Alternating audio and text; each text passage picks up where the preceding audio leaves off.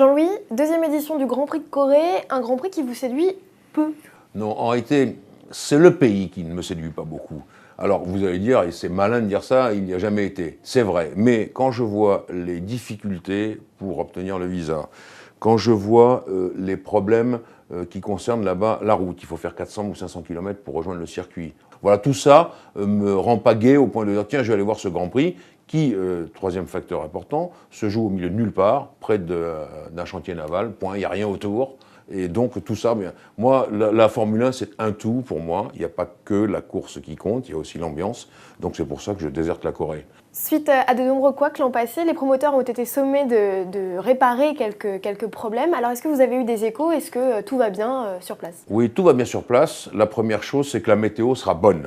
Et tant mieux, parce que je rappelle que le Grand Prix s'était déroulé sous une pluie battante, quasiment la moitié de la course sous la voiture de sécurité. Le quatrième tour de course avait duré près de 50 minutes, vous savez qu'on n'arrête pas le chrono, donc les voitures étaient restées garées dans les stands. Donc tout ça, ça avait créé des problèmes terribles. Il y avait aussi des problèmes de sécurité, et sur ce plan-là, eh bien, les organisateurs ont déplacé 2 ou 3 murs qui étaient vraiment très dangereux, notamment vers l'arrivée du tour, dans les virages 16, 17, 18, où là, vraiment, c'était des murs qui cachaient la vue, très proches, à très haute vitesse pour les pilotes. Donc tout ça, ça a été arrangé. Je pense qu'on part sous de meilleurs auspices sur ce circuit, avec, je le rappelle, une spécificité. C'est un circuit qui tourne à gauche, comme Interlagos, comme Singapour, et j'en oublie un autre. C'est pas grave, c'est des circuits plus difficiles que les autres circuits traditionnels.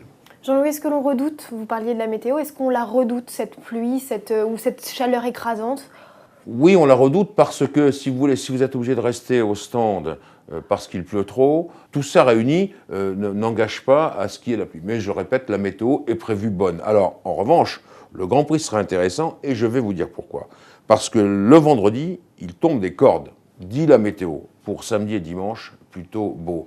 Donc si vous n'avez pas le temps, le vendredi, de bien préparer votre voiture, de bien étudier la situation, eh bien ça réserve des surprises à la fois pour les qualifications et surtout pour la course. Il va falloir utiliser ce que j'appelle le pifomètre, c'est-à-dire le nez, pour les meilleurs pilotes, les plus techniques et les plus expérimentés, bien préparer leur voiture comme ça, un petit peu au hasard, malgré le fait qu'on ait beaucoup de télémesures.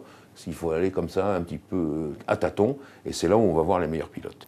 Alors pour Jean-Éric Vergne, qui va faire ses premiers tours de roue là-bas, ça va être vraiment un saut dans le grand bain, dans tous les sens du terme. Eh oui, je te le dis, Gève, fais gaffe à la pluie, mais tu dois quand même montrer que tu es maintenant un pilote d'essai en Formule 1, et ça c'est ce qui est le plus important. Jean-Éric Vergne, c'est notre quatrième mousquetaire. Je dis le quatrième, non pas dans un ordre croissant ou décroissant, il y a Charles Pic, il y a Romain Grosjean, il y a déjà Jules Bianchi.